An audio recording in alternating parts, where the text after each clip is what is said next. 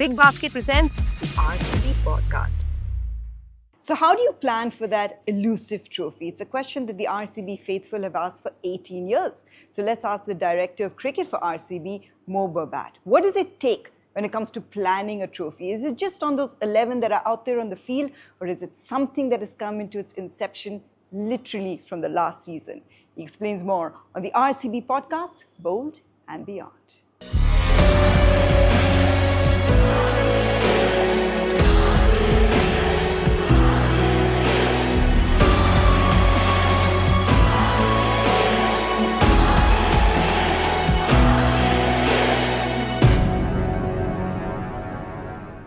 Well, thanks so much for joining us. We've managed to make it through the pitter-patter of the rain, but you should be used to that now. Now that Chinnaswamy in Bengaluru is technically home for you. No more consulting now. This is it. Now you're in it.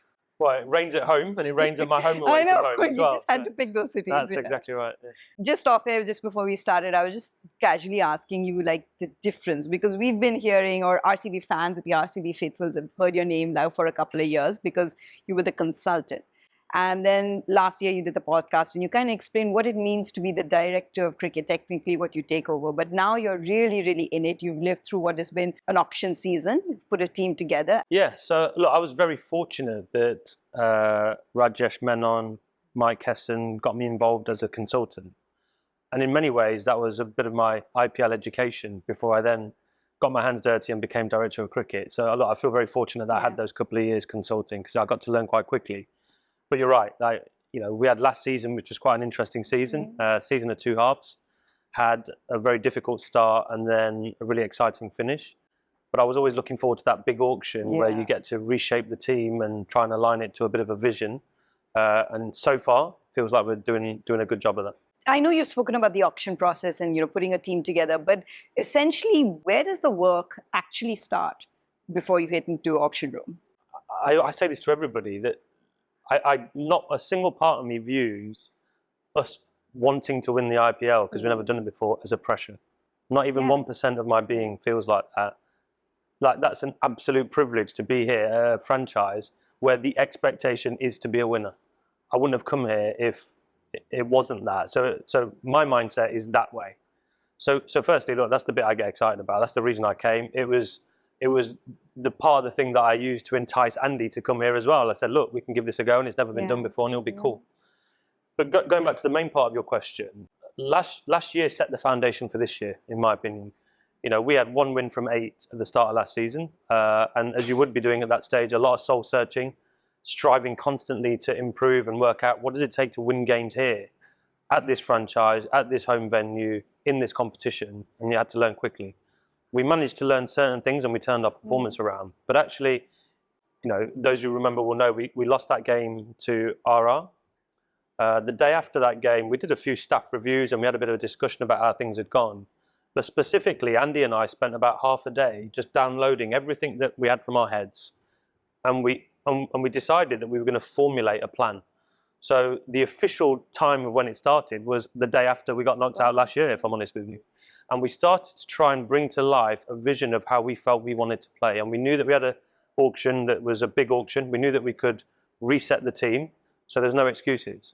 So we literally spent half a day together, taking everything out of our brains, and we put it down into a pretty basic plan. But that became the bedrock of almost everything we've done since. Maga. Weather andre? Perfect fit. Cinema andre? Super hit. 10 minutes andre? Boys, big basket. 10 minutes andre, big basket. 10 minutes andre, big basket. Big Basket, delivering in Bengaluru and everywhere in 10 minutes. How much of those conversations, or when did the conversations of Rajat as captain start? Because he's mentioned that it was a lot earlier than most people anticipated. Yeah, I suppose I knew even last season, as you would do, you're in the last year of an auction cycle. I have nothing but admiration for Faf, who is a brilliant captain for this franchise and one of the best people I've ever worked with. But you also know that it's a big auction coming up. It's a chance to reset the team. If you don't make a decision on captaincy at the start of a cycle, you're set for 3 years. And Faf, bless him, he's not getting any younger. So it was always in my mind last season that this is a decision on the horizon. I didn't have an idea of which way that we were going to go. Andy and I would talk about it, but you knew it was an important decision on the horizon. So you start to think about options. You start paying attention to opposition players that you might be interested in and whether they show leaderful behaviours. You start interrogating your own squad a little bit more and going, do I think this guy's got leadership that he's not showing yet? So I suppose with Rajat in mind, we started looking at him that way last year. Much of his personality is he's a calm guy. He's pretty relaxed. He tends to. One of the things I really admire in sportsmen is if they get braver under pressure as opposed to getting timid under pressure. He gets braver under pressure, so I really like that. So we just got a bit curious with him about leadership, and I remember speaking to him in Dharamshala where he and I just spoke at the side of a practice because the opportunity arose, and I pushed him a little bit on captaincy and leadership, and I think he was a little bit surprised. He might have felt like it was a bit of an interview, I don't know. But then I pushed him. Well, no, it wasn't. He had an interview later, but that wasn't one. But then I kind of pushed him to go and do a bit of captaincy at his state, and he said, "Look, I'll do that as a first step." I said, "Great," and then he did. And then obviously, we had quite a thorough process to identify our captain eventually. But that was probably the start for him. It's interesting because you can obviously conceptualize, visualize in terms of, interviews and barometers when you are kind of setting targets or goals or assessing players, but so much of sport is just fluid and spontaneous. So have there been moments for you where there was an instant on the field or off the field where you were like, okay, you passed the test, or I have got everything that I want to from this player, or I've learned a little bit more about you? Is there a certain player or incident like that you could shine light on? Well, one of the questions I had about Rajat, or we had, should I say, was we didn't want captaincy to be a burden that affected his batting, because he's such an important batter for us. He's one of the most dominant players of spin, as everybody knows. He bats in middle order, which is a tricky place to bat because you've got to adapt to any situation. He's a critical batsman for us. So one of the questions we had was, will it affect his batting? And then we were out here, we finished the auction, we ran a camp, and we stayed to do some scouting. And we wanted to watch him captain his team in the Syed Mustaq Ali Trophy, and they were playing in Bangalore. And that was quite a big moment, actually. We watched him thrive under leadership pressure. He batted beautifully for his team, took them to a final. It certainly didn't make him risk averse. He continued to be brave under pressure. And if I'm honest with you, being in Bangalore to witness that, it felt like a bit of a movement where you just go, look, this is the obvious thing looking at us now. Let's give this guy an opportunity. How many other players have you physically tracked or been there to witness their progress and presence when you're putting a team together? Yeah, well, yeah, loads. Yeah, it doesn't stop. If you talk about captaincy alone, even just for that, we must have interviewed, half a dozen players across teams. They weren't all our players before the auction to get a sense of does this person display the leadership sort of behaviours that we're going to be interested in? Is there a philosophical alignment between how they view the game and how we might want to play? Are they going to lead on and off the field? What are they like tactically? All those sorts of things. So look, specifically for that, we paid a lot of attention to a number of players, but you still go into the auction thinking, look, anything could happen. So we didn't want to make the decision on Rajat before the auction. We wanted to, a lot of people were asking me questions before the auction, who's going to be your captain, who are you going to go for? And I was like, well, let's start by assembling a really good team. We know we've got Rajat, who's a good leadership option for us, but you never know. And then we wanted to firm up that decision afterwards. We also spent quite a lot of time talking to Virat, as you do with almost any big decision here. And it was great talking that through with him. So between myself, Andy, DK, a few of the other guys that we trust, and Virat, it felt like an obvious decision in the end, in that regard. More broadly for the auction, obviously we're tracking players across countries, across levels. I really enjoyed doing quite a lot of scouting last year myself. There's no shortage of talent in India, so it's a hard job, but really enjoyed. Where did you go for the scouting? I know you tracked the Mushtaq Ali quite a bit. I watched a bit of the domestic under-19 knockout as well, because I wanted to look at some of the young players, so I went to some of that. I think that was Rajkot I went to my first time there, so that was good. Do you take your data and analysis with you? How much of that plays a role for you personally when you're tracking players? Yeah, my general philosophy across most things is a nice blend of art and science, so a little bit of both. So data is important. I like data-informed environments. It doesn't need to be on top. I wouldn't make all my decisions based off it, but a nice balance of objective and subjective insight. We've got to a stage now where we've built quite a lot of our own applications, so actually the data's on my phone, so I don't need to bring the analyst with me all the time. We've got some good insight that I can just take around mobile with me. But I really value watching players live and seeing that the context of the situation or the match situation, see how they respond to pressure. You don't get a sense of all of those things when you're watching it on video or looking at a scorecard. So Yeah, that's important. And also speaking to players, coaches, their team members. Even going back to Rajat, we asked a lot of questions of people that are playing under him, playing against him, his state coach. We did quite a lot of interrogation, all those sorts of things, which I think is really important. I like the word interrogation. That makes it really sound pretty intense. And I guess in a way it is. I've always find it fascinating. You know, being a broadcaster, so much of it is numbers and story and content driven. And then literally living with an Indian cricketer, you see a different side of it and seeing what cricketers actually go through, the emotional context of it and what happens in the field. So when we are part of not those 11 that is on the field, how much of that factors into your decision making and your process of understanding as a director of cricket what needs to happen in that moment, and where do you lie? Do you go with the statistics, or do you go with your instinct, or do you go with the moment or what you've just witnessed? Yeah, look, I would say my instincts are informed by things like statistics. So I don't see those things as separated or distinct things. But ultimately, we're dealing with humans. We're not dealing with robots. Exactly. So I think it's really important to pay attention to the person in front of you or the people in front of you. Environment and culture is absolutely everything. And I think a big part of why we turned things around last year was the environment and culture was strong. I think a big part of why we're playing the cricket we are playing this year is because of the characters in the changing room and the experience that we deliberately wanted to recruit. So look, having an understanding of the people is really important. But that shouldn't be an excuse for people not doing their own research or paying attention to statistics and numbers, or actually just having a level of rigor to your decision making. And my view is pretty simple. I think we have an amazing followership, as everyone knows, at RCB. And I'm very aware that there's a lot of people that probably don't have a lot of disposable income, but they spend a lot of money on watching RCB or going to a game or buying a shirt. We owe it to them to have rigor in our decision making. But also we're dealing with players' livelihoods, their careers. So if you make a decision without the appropriate level of rigor, that's really unfair. I think if someone was making a decision about my career, I'd want them to do it with a real amount of rigor. So for me, I'm most interested in rigorous decision making. And that might mean at times you've got to pay attention to the humans in the environment and the people. It might mean that you've got to pay attention to evidence and data. All of those things form your own instincts, because at the end of the day, when you're reacting in that moment, you've got to trust all of that. But your decision making can change someone's life. So what about the tough situations when you have to let people go or move on to certain players? I believe it was Glenn Maxwell who said it was possibly the best exit interview that he ever had. But you know, how much of the role have you played in that? How much do you take on in yourself to have those hard conversations? And over the years, is there a method that you've kind of made your peace with, that this is the way things need to go? Well, things like exits were always something that I cared quite a lot about in my previous role. Yeah. So, no, I was.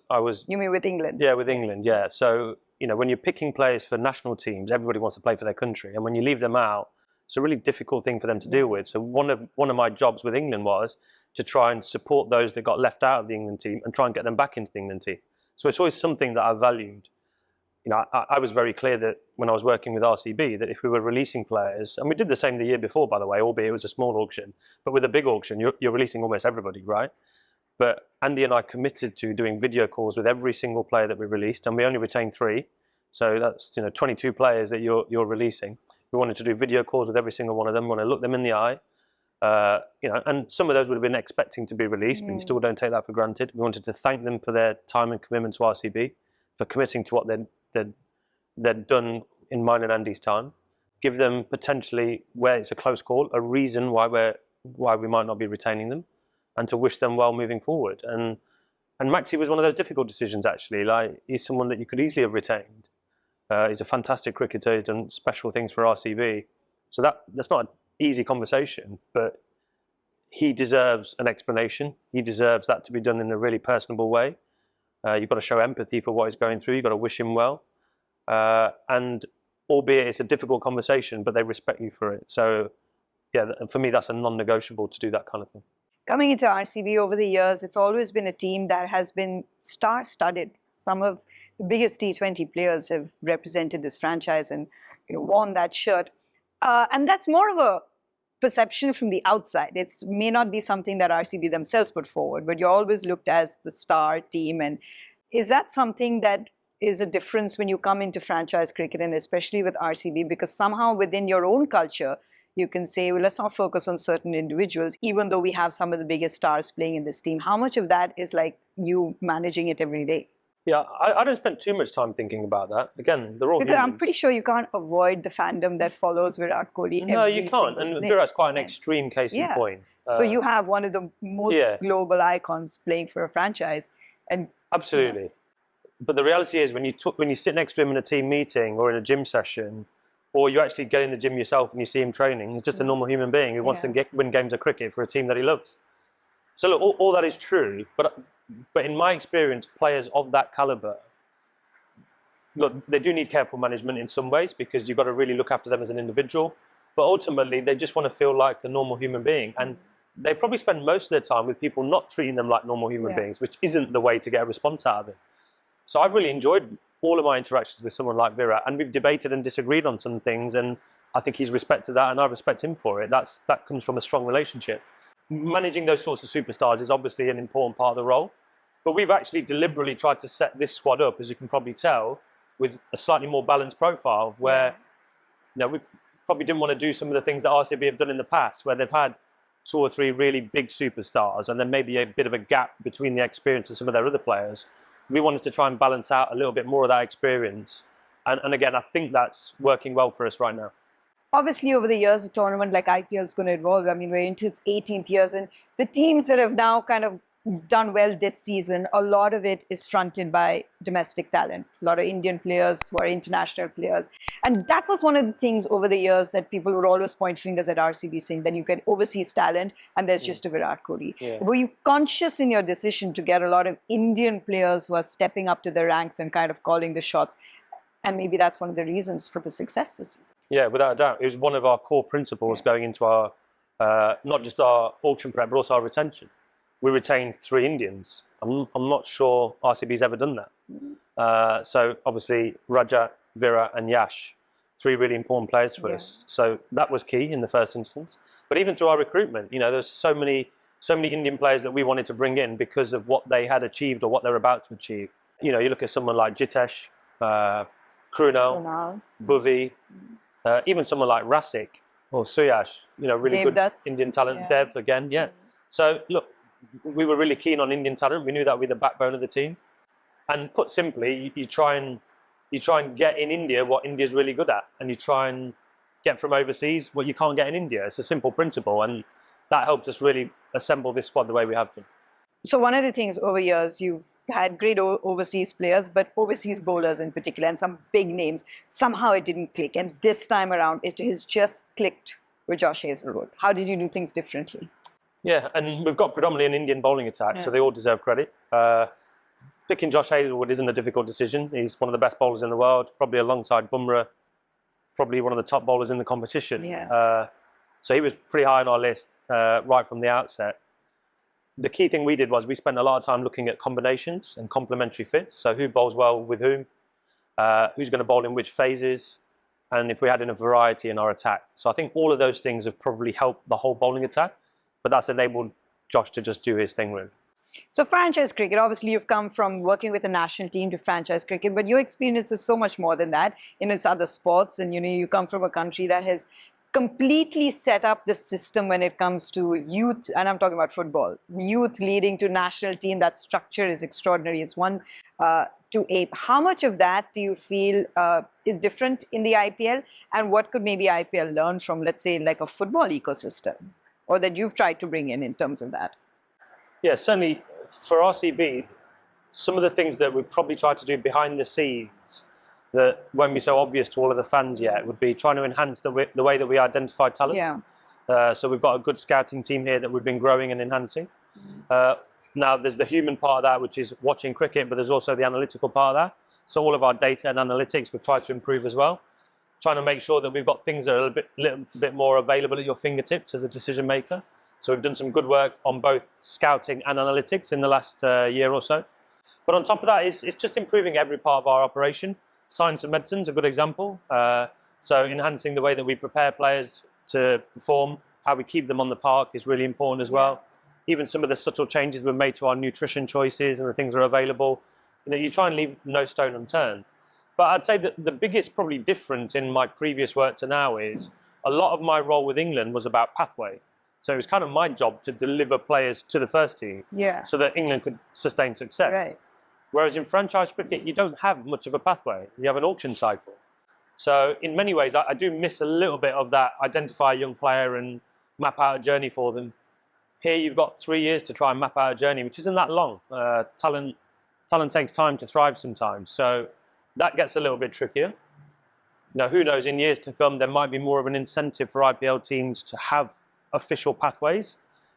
It might be that, like a young team, or potentially it could be young teams. Who knows, right? It could even just be that the big auction cycle is more than every 3 years. It might be 5 years. So there's more of an incentive for you to invest in somebody. I think some of those little tweaks or changes could be really good evolutions, but within balance. I think every now and then freshening up the teams is really good as well. So, I thought IPL does a lot right. So who am I to criticise? I'm certainly not doing that. But I think if you're able to think a little bit more medium to long term, it just adds another strategic dynamic.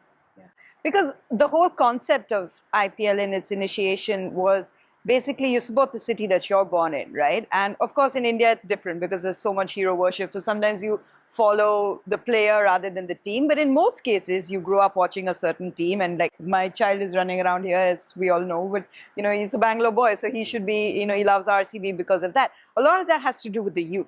So when you look at a season where a 14-year-old kid has played in this season of the IPL, you're already got an eye on next generation in terms of talent. How is there a plan to kind of harness that talent that one day they represent your franchise, or do we even go to that level of watching 13-year-old kids and keep our eyes on them?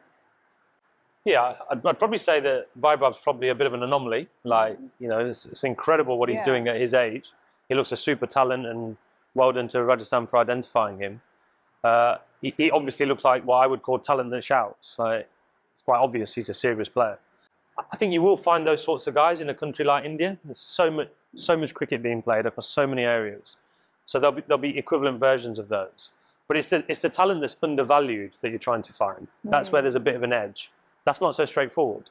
If half a dozen people were scouting Vaibhav and looking at him, they'd see quite quickly there's a guy that can play at 14. But if it's talent that's undervalued because they might not have played well for a year, because they've got something going on in their personal circumstances, it might be physical immaturity, that they've got all the skills, but the body's not quite there. There could be a number of reasons why. So you're trying to unearth talent across those areas as well. But I think, again, I'll go back to what I said in my previous answer, that almost if we could incentivize that behavior a little bit more, I think we might be able to then factor that in a little bit more as part of the strategy. So for example, if you had a 5-year big auction cycle, that would be one great thing. If you had, you might say, a core squad size of 25, and everyone could have 3 rookies on top of that. That would be a really good example. If you had academy teams, because we had space for that across the year, where they could play some sort of mini IPL for under 19s or 21s or whatever, that would be great. There's a number of things you could do if you really wanted to accelerate that. And who knows, IPL might get there at some stage. Maga. Weather andre, perfect fit. Cinema andre, super hit. 10 minutes andre. Boys, big basket. 10 minutes andre, big basket. 10 minutes andre, big basket. Big Basket, delivering in Bengaluru and everywhere in 10 minutes. Well, I mean, the auction is one big incentive, but the thing about the auction is so unpredictable. Now, certain players go for certain amounts. What's your role in terms of just managing the expectations? It's very easy to say the pressure of the price tag does not count. Or some players might be disappointed with what they made in the auction. And, there's a whole lot of that dynamic. I do so much hard work and I'm only getting this much. Now, how do you balance all that out? Because that is the human angle that you've mentioned before. Yeah, well, it's tricky. I must admit, this is my first big auction, and what an experience. It was amazing. As someone involved in it, but also as a spectator, you just can't take your eyes off it because there's so much jeopardy involved. And I remember certainly that first morning of the auction, when the money was flying out, it really did test your values, your philosophy, your planning. We planned pretty well, I thought, but even that morning, you're feeling like a little bit of a shock going, wow, I hope our plan works. Yeah. But we held our nerve and we did okay in the end. So look, it's great to watch, it's great to be involved in. For us, I think the reason why we came out of it happy with our auction run, we had a clear vision of how we wanted to play. And I said earlier that the foundation for that was last season, but we had a clear vision of how we wanted to play. We had a bit of an idea of the structure of a team. We were pretty aggressive with our releases and retention, so we had a blank canvas, so to speak, other than 3 players, and we had a bit of money to spend, so they all give you good options. We've done a lot of thinking into what do we want to get from India, what do we want to get from overseas. Ultimately, it's about supply and demand. So when you talk about the value and the money, there's how much you're prepared to pay, but actually how much is the market prepared to pay? And you've got to try and predict that and model that a little bit, because it's all about supply and demand. There could be a role that you think is really important and nobody else thinks is that important. So you might get a bargain. The opposite could also be true. The biggest variable, and I think this would have been quite a challenge for some of the players, is the auction order. That's the hardest thing. If you had a fixed order, it'd make your planning really easy. But the randomness of the order makes it really difficult. And I think we certainly saw in this last big auction that some high quality players got sold on day 2 for not a lot of money. And if they'd have gone on day 1, they'd have earned a lot of money. Now that's quite unfortunate for them, but we certainly picked up some good deals, I thought, on day 2. You look at someone like Tim David and the money we paid for him, we were prepared to spend twice as much on him, if not more. He probably won't want to hear that now. He knows that now. Yeah, he probably won't want to hear that, but we got a little bit of good luck there. So auction order makes a massive difference. I'm assuming by now players kind of understand that. But I mean, that is the human emotion sometimes. When you just talk about a little bit of motivation that players do need. But once they get in here, you've almost got to get rid of all of that. Yeah. It's about like buy into the vision. And we've been blessed this year. The characters we've got, they've all bought into doing something special for RCB. We deliberately tried to recruit, aggressive, competitive characters. And I think that's been reflected in the way that they've come together. It's a very ambitious group. So I think once they get in the door, I don't think they spend too much time thinking about that. I think they're all earning decent money, but they're all bought into the vision. Yeah. So let's talk about you a little bit. I know we do know a little bit about your background, but so you called yourself a failed cricketer in our last podcast, is that right? What are your ambitions was it cricket or sport? What kind of attracted you towards this whole world of sport or maybe cricket? Well, I'll adapt that slightly. Failed sportsman, probably. Yeah. The two sports I loved growing up in the UK was football, which is obviously most English or British people like their football, and then cricket. My love for sport comes from my dad, particularly cricket. He's cricket mad, to a point where the 1992 World Cup in Australia was he got Sky TV and satellite TV just for that, and he got me up in the middle of the night to watch it because it was Australia, and I was hooked by that stage. So I grew up as a football fan and an England cricket fan, most importantly. So I feel blessed that I managed to work for England for as long as I did. Before that, I was a teacher, so I taught for 7 years. You mentioned earlier the sporting ecosystem in England. You work across quite a lot of sports, so there's a lot of knowledge sharing, which is quite nice. So even when I spent 12 years working with England, I would often connect with, do knowledge sharing, and maybe even consult with football teams, the English FA, various other Olympic sports. But how does that come about? I mean, explain to me that process. How do these consultation jobs kind of just come across when you're an educator, let's say, and then someone reaches out to you, say, hey, would you like to consult with us because we want your expertise and apply it to sport? Yeah, well, if I go back, my entry into cricket was a bit of good fortune. My first role was working with pretty much England under-19 squads, and the person who hired me probably had a fairly similar profile to me. They were a previous teacher. They started working in English cricket, so maybe they saw a little bit of something of me in them. So a bit of a sliding doors moment for me, if I'm totally honest with you. So that was nice. But from the moment I started working in cricket professionally, because before that I was just coaching and teaching and doing all the sorts of things that many people would be doing, trying to forge a career in elite sport. But when I properly got into working with English cricket, things changed quite a bit over a sort of 10 or 12 year period. I worked with England under 19s. I then went on to lead on talent ID for England teams. Really enjoyed trying to pick England teams that have won World Cups or competed in Ashes. So all of that was great. And then I did 4 years as performance director, which was great fun as well. But England's quite a small country, and the sporting network is relatively small. So the people who are doing well in cricket know the people who are doing well in football and know the people who are doing well in rugby or the Olympic sports. And England's quite good at organising events where you all get together. So you build a network, you knowledge share. People, it's not that insular. People pick up a phone and go, could you come and have a look at what we're doing and give us some advice? There's a lot of that goes on, and I think it's really healthy, and it means you can benchmark what you do against other environments, but equally you can steal stuff from other environments and go, we'll copy that, that looks like a good idea. So there's a lot of that goes on in England, and I always tried to do a lot of that, and I encouraged all of my staff to do that as well, because I think it's healthy to stay humble and to keep learning from other people. So look, there's a lot of that over there. So mixing with a lot of sports was something that I valued, and a lot of the changes we made to the way England identified players, the way England selected teams, came from learning from whether it was the sports in the US, like the NFL. It might have been learning from football environments, whatever. You try and beg, borrow and steal as many different things as you can and you adapt it to what you do. So I'd like to think that me coming over here, I can add a bit of value to RCB and hopefully a bit to Indian cricket. And I can try and bring some of that insight here. But equally, I'll be learning from here and one day I might take things back to England. What's the reception directly from elite athletes? Like, for example, giving advice for someone. I've never played the game, but I ask questions on cricket. I've been doing it for 19 years. But, I'm very aware of the fact that I've never played the game. So if you never played the game, has there ever been a situation where you've received the pushback or you've been in a situation you feel like you need to prove yourself? Or have you just been very clear-cut that this is the role, it's something different? Is there some sort of situation like that, maybe? Yeah, look, I can't comment on how players might view me as somebody in a leadership role in cricket. I can only control my own mindset. Pretty simple view that you don't have to have had a heart attack to be a heart surgeon. So from my perspective, I think it doesn't matter. Yeah. What I should do is make sure that I'm curious about what it takes to be a player and what they go through. And I've always tried to be that. Ultimately, I want all my environments to be environments where players feel like their needs are being met, whatever those needs are. I'm not just talking technical, tactical, I'm talking physical, emotional, psychological, lifestyle needs. So to do that, I have to understand the cricketer. And I've always tried to look at it like that. I'd like to think that the quality of my work and the things that I may have achieved or the things that I believe in and the way I go about my work commands the respect of the player. So that's the most important thing. I'm surrounded by enough people that have played cricket at the highest level, so there's no shortage of those. And the ecosystem nowadays, has it evolved enough in India to give opportunities to people? Everyone wants to be involved in cricket or sport, but mainly cricket when it comes to that. So is there enough of an ecosystem in terms of things in and around the IPL when it comes to creating opportunities for professions? Well, I think it's developing, but there's still a long way to go, in my opinion. I think. Where's the gap? Yeah, I don't think India is maxed out on that at all yet. Indian cricket, I should say, hasn't maxed out on that at all just yet.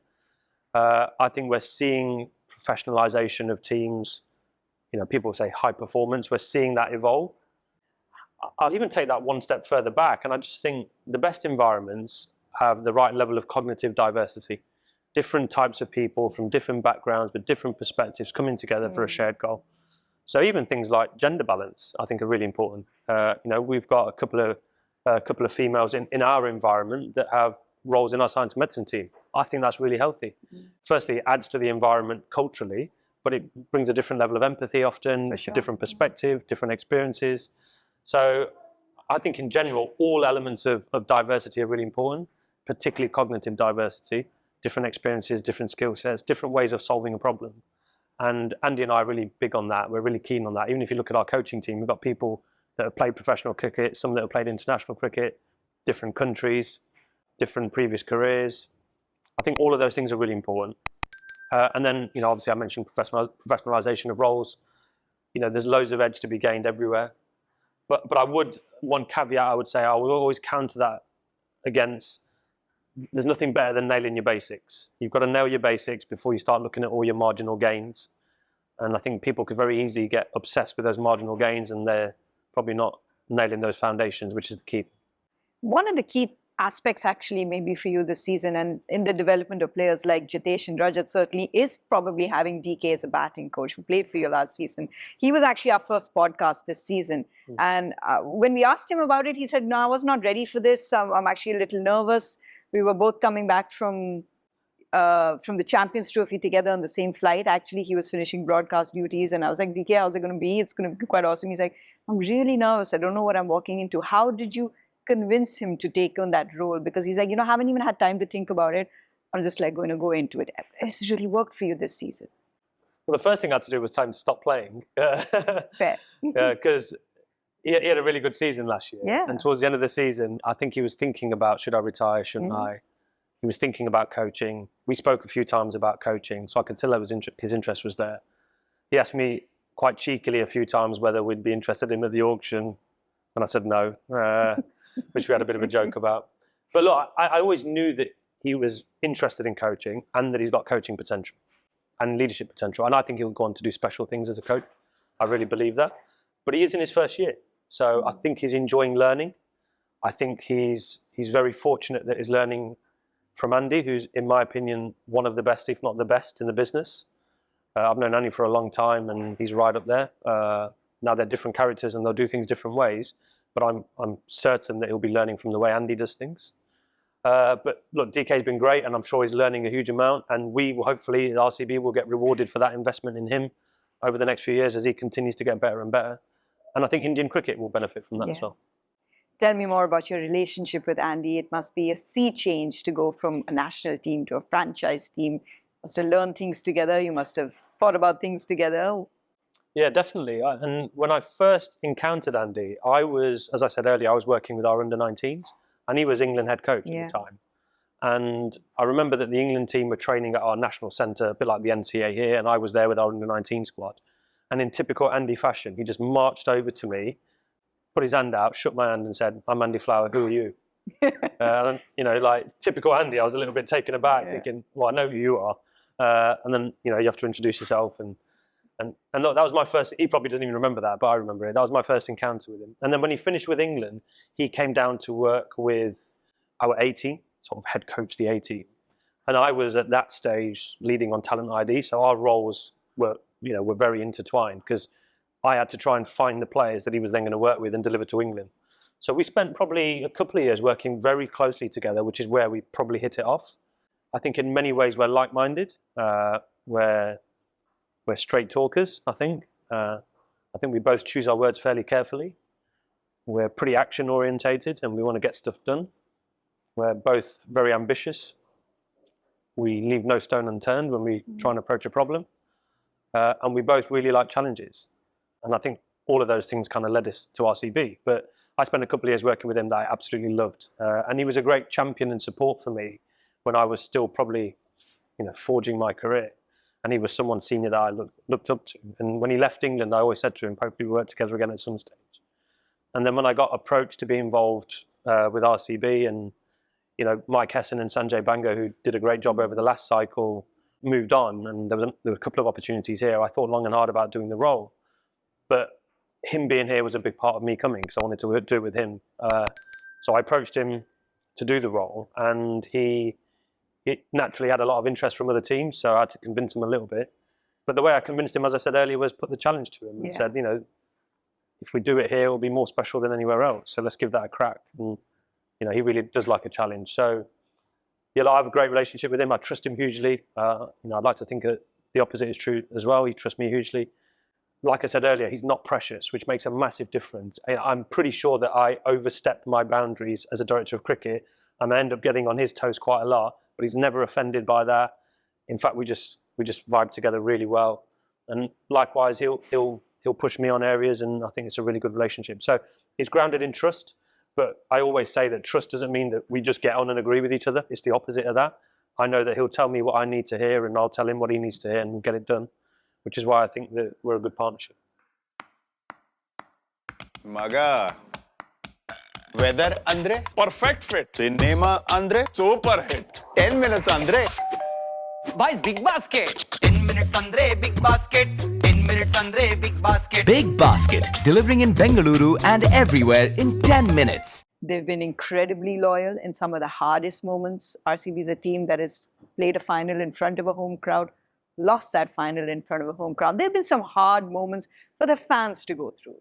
So how much of that factors, or are you aware of, or is factors into your role about this huge fraternity of red, bold army that follow you everywhere, all over the country, if not globally? No, I'll repeat what I said earlier. None of that is a pressure. It's an absolute privilege. You've always got to ask yourself, when you face things like that and it might affect you, like, what's the alternative?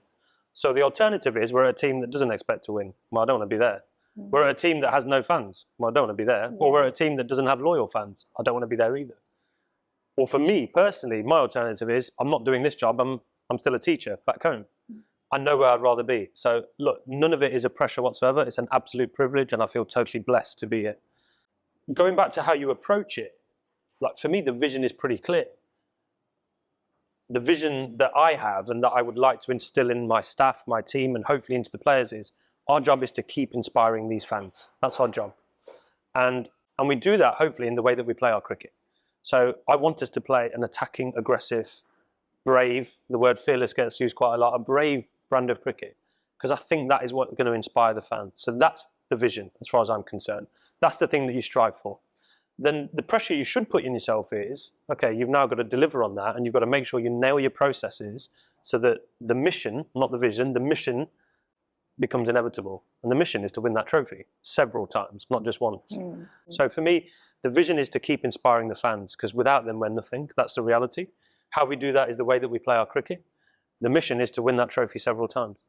So how much of that is a template to changing the way that you play your cricket? Because every sport evolves. We had a bit of a vision that we formed at the back end of last season, Andy and I, of how we wanted to play. That template became the template for how we retained and released our players. It became the template for our auction preparation. It became a template for what we got our players preparing before they went into the IPL. It's been the template for our tactics going into games. We review against that template now. We've adapted it slightly because you've got to stay close to the action. And for example, pitches and surfaces this year feel slightly different to last year. So you can't just think you can play last year's competition this year. So you've got to keep iterating that vision and that template. And then you get to a point where players are that clear on their roles, they're that confident in their roles that they're bringing it to life without you having to. And look, a couple of games stand out specifically for us this year, and we played a lot of cricket across the competition, but the game at CSK and the game at Mumbai in particular stand out for me because it was almost like the template coming to life. We lost a few wickets, but at every wicket, the guys kept throwing punches back. We bowled with great skill. Throughout the game, we just showed high quality and high levels of bravery. And that was really satisfying when a vision that you have sort of a year before starts to come to life on the field with a load of other people doing it. Really, really, really, really rewarding. So that's where I go back to the processes. You asked this question by referencing what I said last year about outcome and process. In my mind, if you nail those processes, you have to have enough conviction that success becomes inevitable. If you just hunt winning a game and winning a trophy, it becomes a pressure that it doesn't need to be. What's the dressing room environment like? You've got an amazing bunch of very extraordinary personalities across different generations. What's that environment like when you walk in? Who's calling the shots? Who's on their little corner? Who's being the loudest? Who's being the most quiet? Yeah, well, it's a microcosm of any group. Yeah. Like you've got your whole mix of people.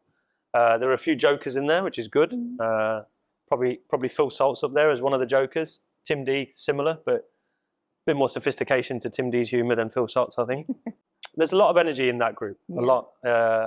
If I mention some of the less obvious people, I really like someone like Rasik's character. He's a little scrapper. I think he's going to do good things because I think he's really competitive and he's a fighter. On our own channels, we've had a lot of mentions of Swastik. He's a real personality and a character as well. So it's entertaining. Watch him do his thing. He doesn't have much of a filter, which is quite interesting to watch. There's a real mix of personalities there. What there is there's a lot of big match characters. Yeah. You know, I mentioned earlier that you've got someone like Phil Salt. He's such a competitor. You watch him and Virat walk out to bat. It's like two gladiators going out to battle, you know, chest out, ready for action. That's great. That feels great. Gives everyone confidence. And then you've got a couple of those calm guys. We had Dev earlier. Rajat obviously embodies that calmness, which is brilliant. Jitesh, another fighter, streetwise, problem solver. You know, Jitesh and Rajat have been a really nice combination as captain and vice captain because they're really getting on personally. You can see that, they're spending a lot of time together. One's got that calm edge, one's got that sort of, you know, sharper edge, a bit like warrior and an assassin, which is nice. You've got Tim David and Romario Shepherd and even Liam Livingston, you know, real powerhouses, physical presence, really enjoyable personalities, all of those. You know, Romario's always smiling when he's hitting it out of the ground. And then the bowlers have been great as well. Like I'd say the bowlers are probably more similar as a group. Bowling group, actually, the three fast bowlers that have been playing are probably quite similar. Real quiet confidence. Quiet guys, but the most aggressive on the field. Yeah, amazing, quiet confidence in Hazelwood, Bhuvi, Yash as well. You know, Yash is a real superstar, I think. Seen what he's done under pressure for us. Krunal, another fighter, a bit like Jitesh. Great to bring his experience in. Won IPL trophies. Very ambitious still. So you know, he was someone that we were really keen on bringing into the franchise. Just you know, that Krunal's had possibly his best season ever at the Absolutely, IPL under RCB. So was he a main target for you? He was one of the people that we. When did kind he of enter the spoke to. conversation? Yeah, well, he was one of the people we met before auction because we wanted to get a sense of. Andy knew him from before, from LSG. I didn't know him. I wanted to meet him again. I like looking a player in the eye and getting a sense of what they're about. And you know, at his age and stage, you want to see he's still got that fire. And he was very ambitious about coming to RCB and winning something here. And that really floated my boat, so that was good. To his credit, he is like evolved, reinvented himself, might be a bit strong, but he has. He's got a reputation as being someone who's been a really effective defensive bowler, and he's done a lot of attacking this year in the way that he's bowled, angles, lines, paces, phases of the game, and he's got his rewards for that. So he deserves a huge amount of credit. And then I obviously have to mention Suyash Sharma, who's obviously a bit of a young pick for us, someone that we saw a lot of potential in. He's been a real project for us, and I think he's bowling brilliantly for us. I think he's only going to get better as well. He's got a lot of good cricket ahead of him, and another really interesting personality. I've heard he's a really good singer. I've not heard it yet, but he's a really good singer. I think he thinks he can play the piano as well, so we'll find out at some stage. Maybe our next team social, we'll get him on the mic. But a real nice mix of characters. Just briefly, because you mentioned Suyasha, this impact player rule and all, how is it kind of between you and the coaching staff? Like, how has it kind of impacted the way that you approach games now when you decide not 11s but 12s?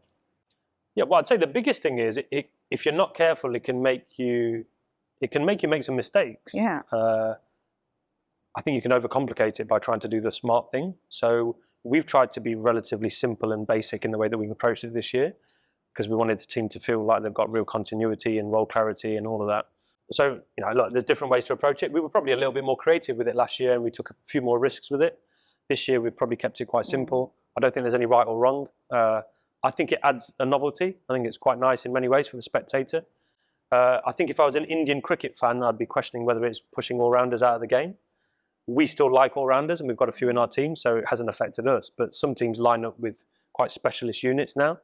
There's different ways to do it, I guess. You are looking after players throughout seasons. You're sending them for rehab. You sent him to England for his rehabs, for his treatments, and you're kind of keeping an eye on them. Now, sometimes are those decisions tough because it is, again, a 3-year cycle, or is it something that you're all in when it comes to your players? As a high-performing environment, you want to look after your players, but you don't want to mollycoddle them as well. They're all men. They have to stand on their own 2 feet. Outside of the competition, they should play cricket and they should be competitive and they should take responsibility for their careers. So I wouldn't want to create an environment where they feel like that it's not their responsibility. In his case, he had had a couple of years where he'd struggled with a particular injury or symptoms of injury without it really being that accurately diagnosed. I think he'd had a few injections just to get through almost. And then we found that he was struggling a little bit with some pain. We wanted to assess it a little bit more accurately. We sent him to the UK to be assessed by one of the specialists for that type of injury. And what we found surprised us, if not shocked us a little bit. He said online himself that he had a couple of hernias. I think it was 3 actually. He had 3 hernias. He had a load of nerve challenges. The timing of that was a real issue. We found that out, I think, in January sometime. You're not far off the IPL. So we were up against it to get the surgery done and to deliver on his rehab because we wanted him to start the first game. And we decided, look, let's do it. It's the right thing for him, actually. Even if it means he's not ready for game 1 or 2, we've got to care for him, and that's the right thing for him. We can't ignore that and ask him to just get through another competition with pain or his injury getting worse. So we got the surgery done in the UK. He then he moved in and lived with our physio for about 2.5 weeks, Pipey, who a lot of people will know, who again is another big character. So Suyash lived with Pipey for a few weeks and he got an introduction into everything that's Yorkshire and England. Imagine the conversations there. Unbelievable. To be a fly on the wall. I remember that Suyash had just come out of his surgery, or not long, or they just had an appointment, a consultation. And I rang Pipey and we did a video call and they were in a shop shopping. I said, Pipey, what are you doing? He said, well, when he got here, when he left, one of our logistics managers, Arian, asked him, like, have you got a coat with you? England's cold.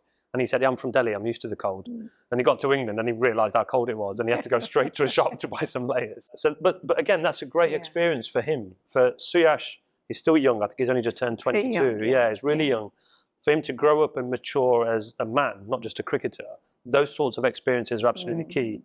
And I think they will add to his resilience as a cricketer moving forward. So, yeah, for him, it was a bit of a no-brainer because he was someone we wanted to start and we've spent money on him. We should invest in him. We should look after him. We think he's got a bright future. And we had a duty of care to him as well. I love recently you did speak. I can't remember whether I saw it on the broadcast or I saw it online, but obviously this break that happened, the timing was very tough for Indian cricket fans because 2 of our iconic players decided they are not going to play the purest format anymore. And Not many were expecting it from Virat because the fighter that he's always been, we felt like, okay, he's going to go to England and he's going to put all the BGT demons to rest, and that's going to be it, and that's the signing off in style, because he's done that so often in his career. So to do that and then return to the field, although because of the rain we technically didn't see it, to see half of your stadium painted white in a tribute to, statistics will tell you he's been India's greatest test captain, but also just the impetus that he brought to this generation and how important he made this format. The timing of all of that, the conversations that I'm sure were happening in the group, what you witnessed from him, because it's a very, very emotional decision. Yeah, I think he first mentioned it to Andy and me. In fact, he mentioned it just in passing, like if you weren't listening, you might not have noticed it, right? He mentioned it a few weeks back, towards the start of the IPL. He was thinking of that and thinking he was going to do that. He obviously wanted to think it through a little bit further and get his timing right, which is really important. I don't know when he would have done it if the disruption hadn't have happened that it did and the opportunity presented itself. But he's such a strong-minded person. When he's made that decision, then I think it's pretty clear. This is an easy thing to say, but I've been so impressed by Virat. As an Englishman playing against India, he's someone that you almost love to hate because he's always in your face as the opposition. And you know that if he's at the crease, he's probably going to take his team home. So that was the view I always had of him. And then coming this side of the fence and sharing a changing room or, a hotel or months with him, you get to see what a professional the guy is. His ambition is infectious. For Andy and I, it does make coaching a little bit easier. Like, you never have to raise intensity because when he walks into the changing room, people realize you can't slack. Yeah. Like, having that in your changing room is brilliant from one of your senior players. He's got incredibly high standards. He holds people to account. He's so competitive. He takes responsibility under pressure. Like, all those things, Andy and I have been so fortunate to have that in our changing room. And long may it continue with RCB. Indian cricket will miss all of those things, I'm sure.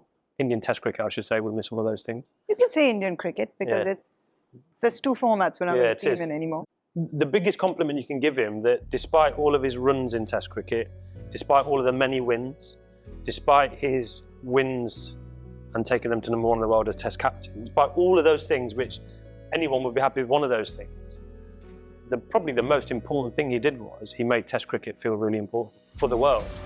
That's legacy stuff. And even as an Englishman, I can thank him for that because I love Test cricket. Even though I'm in the IPL now, it's probably still my preferred format. Yeah, I just think that's the biggest compliment you can pay him. He made Test cricket feel really important, and he took India to number 1 in the world. He won in places that they hadn't won before. And when you were playing against a team, you knew it was a battle, and you knew that the fans wanted to watch it. That's the business we're in.